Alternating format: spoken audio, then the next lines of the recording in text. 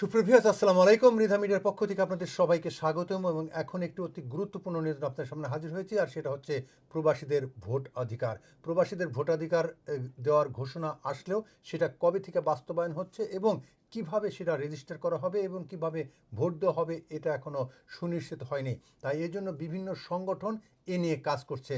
বিভিন্ন সংগঠন বলছেন যে যখনই ভোটার রেজিস্টারের ঘোষণা আসবে তখন সাথে সাথে যেন আমরা সবাই সেই ভোটের অধিকারের জন্য ভোটের লিস্টে আমাদের তালিকাভুক্ত হই এবং সেই তালিকাভুক্ত হওয়ার পরও ভোট যেন আমরা প্রয়োগ করি।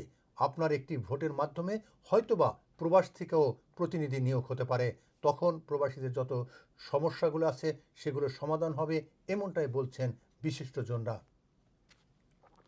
স্থগিত করেন, যদি আপনারা না করেন, দেখা গেল যে এই পদ্ধতি চালু হওয়ার পরে 5,000 7,000 লোক করলেন, বাকি আর কেউ করলেন, তখন কি হবে? এই সিস্টেমটা এবিউজ হয়ে যায়। তখন সরকার মনে করবে এটা তো কার্যকর না, এটা দেখে লাভ কি, বাতিল করে দিবে। আমার অনুরোধ থাকবে আমরা সবাই যেন এর সুযোগ গ্রহণ করি। আসসালামু আলাইকুম।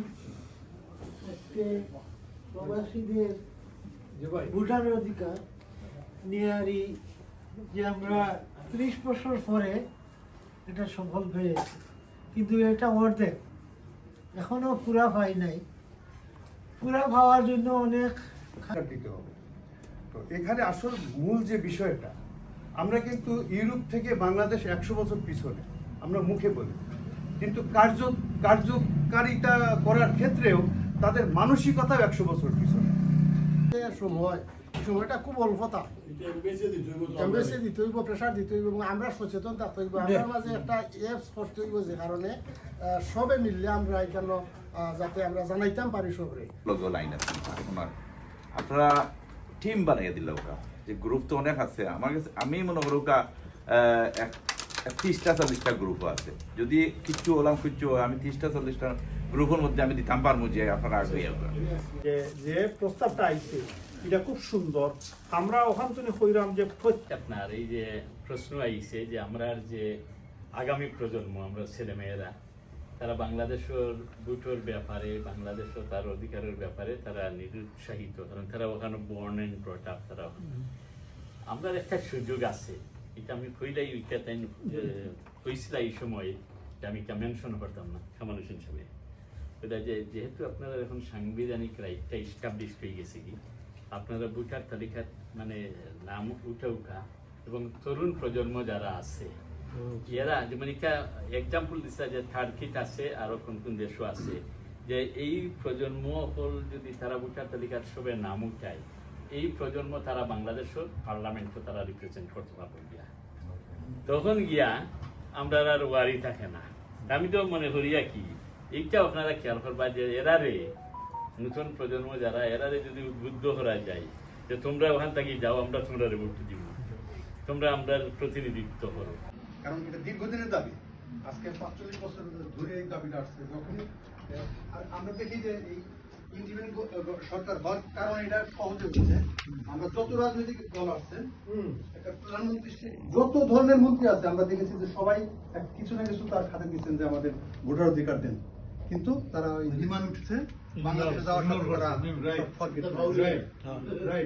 তবে এটা যেন না হয়। একটা প্রস্তাব দেওয়া হয়েছে যে যে সমস্ত ব্রিটিশ পাসপোর্টে নো ভিসাশীল আছে তারাও আপনি ইংলিশ হইতে পারবে। Very good. নো ভিসা রেখে বাংলা থাকলে, আর যদি নো ভিসা না থাকে, শুধু ব্রিটিশ থাকে আপনার, বাংলাদেশ প্রমাণ যে না করতে পারে। এও হয়েছে যে যদি বাংলাদেশে আপনার মাস্টার ডিগ্রি করে LLB করে সার্টিফিকেট তার থাকে, মানে প্রমাণ করতে বোধ হয় বাংলাদেশ। এখন একদম বাংলাদেশ প্রমাণ করতে পারলো না, হেল স্কিল হইব, এটা হইতে পারত। ইভেন আপনার আপনি যে আপনার ছেলে মেয়ে আছে, আপনি তো হাইকমিশনকে তারা পাসপোর্ট নিতে পারবেন, বাংলাদেশ পাসপোর্ট। আপনার আমার ছেলে মেয়ের বাংলাদেশের অধিক রাইট আছে। আমরা আয় আল্লাহ আমাদের অধিকার আদায়ের জন্য আমাদের যে সমস্ত ভাইরা, আয় আল্লাহ শত শত ঘন্টা সময় দিয়েছে, আয় আল্লাহ বৃষ্টি হয়ে গেছে,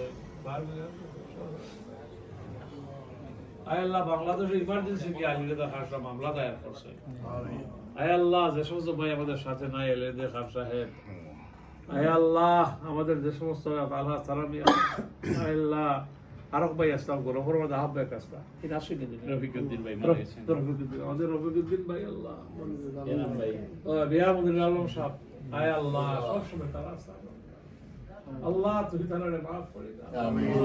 আল্লাহ ওয়া ইলাইকা নাবনা ওয়া ইলাইকাল মাসির واعف عنا واغفر لنا وارحمنا أنت مولانا فانصرنا على القوم الكافرين